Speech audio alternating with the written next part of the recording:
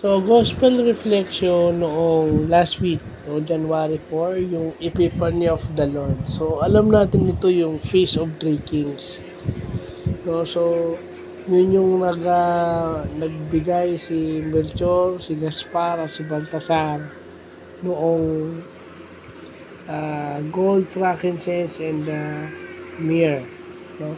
Na sumisimbolize doon sa pagiging hari, pare, eternal priest, and yung pagsasakripisyo ni Lord, no? Kasi yung gold symbolizes kings. Yung insenso is yung ginagamit ng mga pare, at yung myrrh, yun daw yung ginagamit sa mga patay ng mga Hudyo. So, ina-anoint ng mira yung mga Hudyo nung pag sila ay namamatay.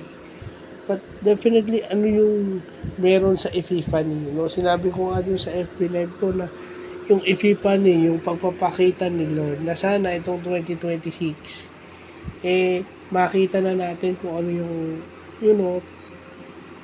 kung ano yung para sa sarili natin, no? Kasi minsan,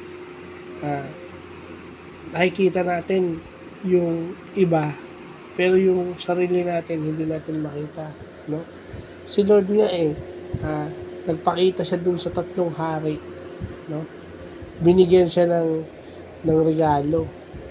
Pero hindi nila alam yung dinalaw ng tatlong hari, yun ang pinakamagandang regalo, no? Yun ang magbubura sa ating kasalanang mana. So minsan, hindi natin nakikita kung anong naibibigay natin sa iba, no? Hindi natin na-appreciate yung, kasi lagi natin nakikita yung problema, yung gastos, iniisip natin yung gastos. Yung ay sinasabi ni Father Joel Gatos, no, yung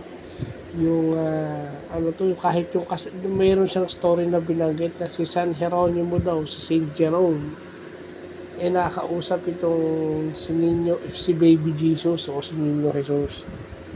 At yung hindi raw na ibibigay pa ni Lord is yung kasalanan. So, yun na nga sinasabi natin, yun ang pinaka-importante. Kasi dapat pag tayo ay nagsisimba, nababawasan yung ating kasalanan.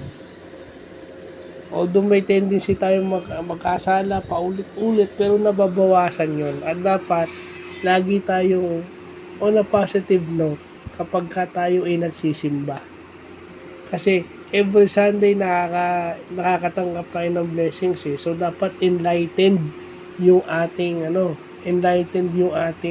ating pag-iisip. Hindi natin pwedeng irason na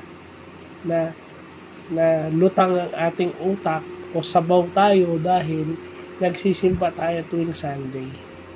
Kumbaga sa isang linggo, yung linggo na inalay mo para kay Lord, yun para ma-recharge ka. At dapat nag-i-improve ka. When you are guided by the Lord, nag-i-improve ka dapat sa buhay. Hindi mo sasabihin na lutang ka. Tinatanggap mo yung mga challenges na dumating sa'yo, yung opportunity dumating sa'yo para ipakita kung ano yung kaya mo, despite kung merong mga hindrances na dumarating o merong mga balakid sa ating buhay. So, yun lang po.